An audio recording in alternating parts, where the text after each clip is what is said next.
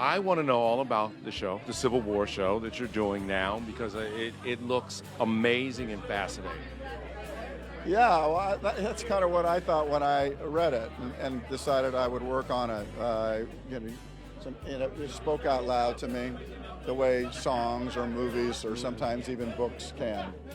Did you know that your career would take this turn, that you become America's historian? Like, really, you tell the story of America. Yeah, I like that part of it. In school we all kind of gravitate towards something. For me, it was recess and history. Right. There you go. Will you do another sports movie? Because no one has made more good sports movies than you. Yeah, well, I would. It's just, I made Bull Durham and Field of Dreams back to back, and one was thought of as, you can't even make one. They're like box office poison or something, whatever.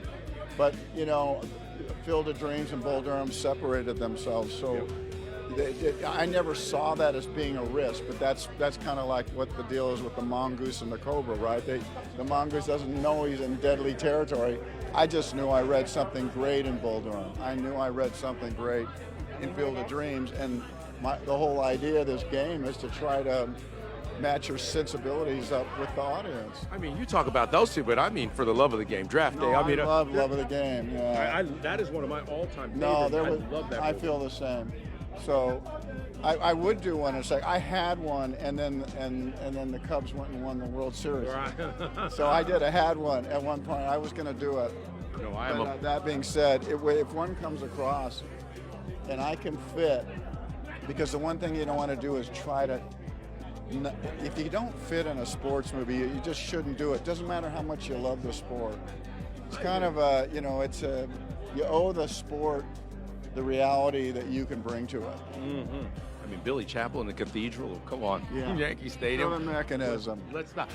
Okay, you used to have the greatest party at the Final Four. Will you ever come back and start doing a party at the Super Bowl? It was the greatest party. It was. People don't know, and if you don't know, you don't know. But it was the party. Yeah, and it just happened, and we would make our own music. We would find some restaurant. But the party was Friday, I think, or Saturday. I'm not sure. It was at some restaurant. But what we did, a lot of people don't know, is I would take over a gym. So for about 6 years, we'd take over a gym in whatever town was going on. And I would get the coaches. And it would start with Krzyzewski. He was so great to come. And Bobby Cremins and Rick Majerus. They would bring some of their players, some of their ex-players. I got to start. It was my game.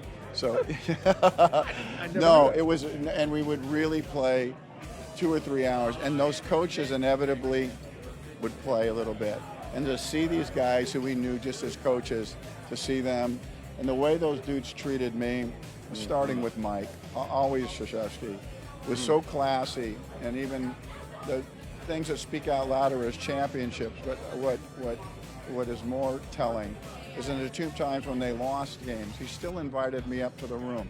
He had his wits about him so much, and even to be around his players. Moments when I said maybe I shouldn't be there, and he said, "No, come." That's who he is, who he was. I love that, and I love that story. All right, who you rooting for?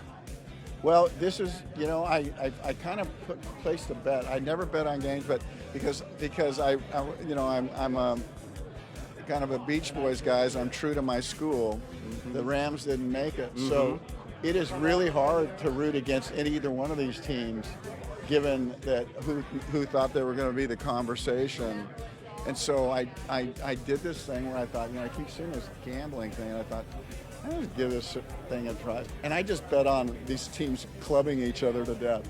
So I bet on the over, just to see what was going to happen, because very hard to root against somebody. Fairly easy to root for somebody. That's true. Seattle has a great defense. They have a great defense. Sure. Yeah, I mean, listen, they all do. They all beat your brains in. And you know what? They don't give a what we say. No. These two, that's the beauty of sports. Nobody cares. The players decide. I agree with that, and that's why you play the game. Yeah, and so, us kind of making predictions, it's just so lame.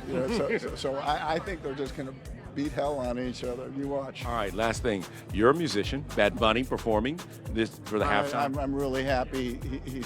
I'm really happy people stuck by him, and what a thrill for him. And it's classic, you know, something that he maybe dreamed about doing, or just, and then all of a sudden it turns sour. It's kind of crappy, and it's kind of, and I don't like that. And it's like we celebrate this guy, and that in America with the whole idea of what a thrill for him. And I hope we haven't really spoiled it for him. It can't help but have spoiled it a little bit for him.